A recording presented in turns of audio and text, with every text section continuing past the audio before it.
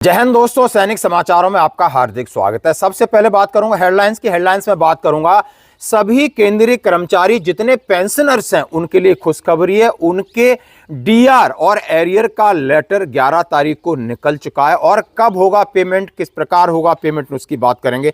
और दोस्तों, एक्स-सर्विसमैन को अब समग्र आईडी के साथ जुड़ना होगा, ये पहल हो गई है।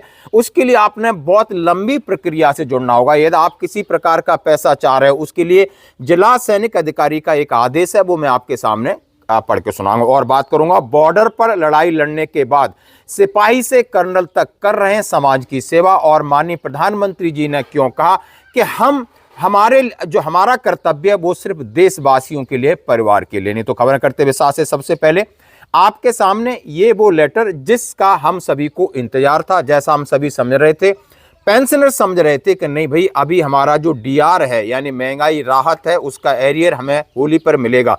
नहीं मिला, क्योंकि पहला आदेश डिपार्टमेंट ऑफ एक्सपेंडिचर का 2 अप्रैल का था और अब 11 तारीख को यह आदेश निकला है, वो मैं आपके सामने रख रहा हूं।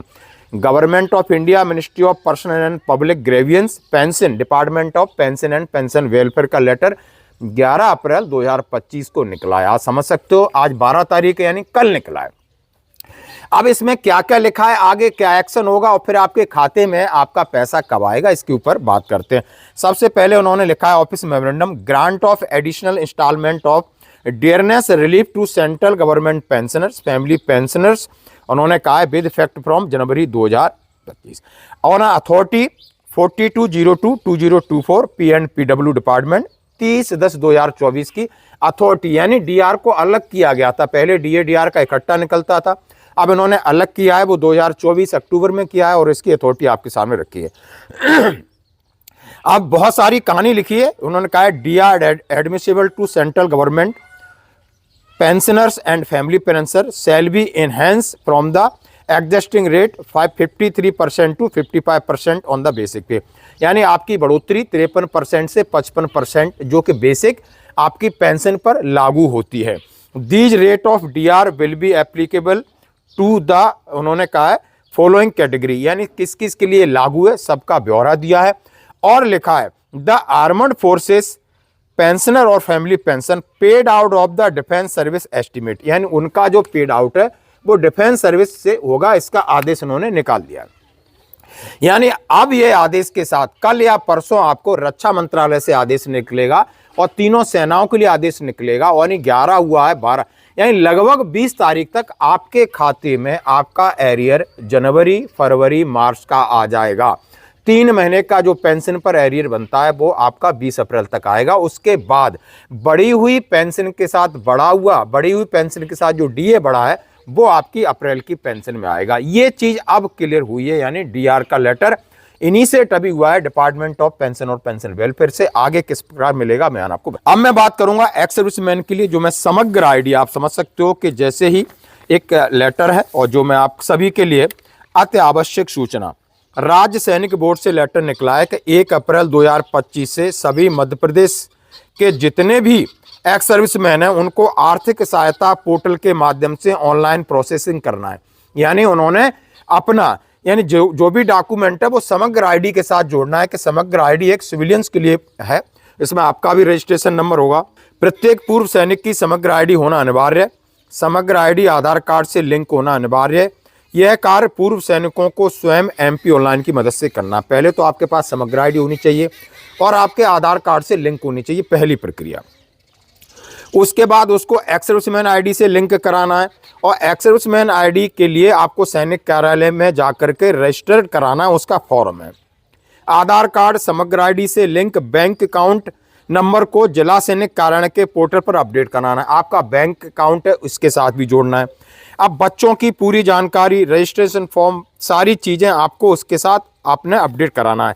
जिन पूर्व सैनिकों ने यह फॉर्म पहले जमा किया है, यानी एक फार्म है उसके साथ उन्होंने कहा है, और समग्र आईडी, आधार कार्ड, पैन कार्ड, पूर्व सैनिक पहचान पत्र, डिस्चार्ज बुक, PPO और बच्चों के कागज, यानी यदि आप बच्चों की किसी भी प्रकार की फीस या लेना चाहते हो तो उसके लिए आपने अटैच करना है। अब इनके लिए फॉर्म है, रजिस्ट्रेशन फॉर्म 2 प्रकार के जो मैं आपके सामने रख रहा हूँ, additional update personal in capital, और जो सर्विंग कहाँ कहाँ आपने सर्विस किया, क्या समग्र आईडी नंबर है, और विडोज़ के लिए यानी एक्स सर्विसमैन और विडोज़ के लिए अलग अलग फॉर्म है। ये फॉर्म भर के सबसे पहले आपने ये आपके जिला सैनिक कल्याण बोर्ड में जाना। उससे पहले आपके पास समग्र आईडी होनी चाहिए और आधार कार्ड के साथ लिंक होनी चाहिए, यानी सारी चीज़ आपके साथ लिंक होगी तभी राज्य सैनिक बोर्ड आपको पैसे देगा। ये क्लियर है।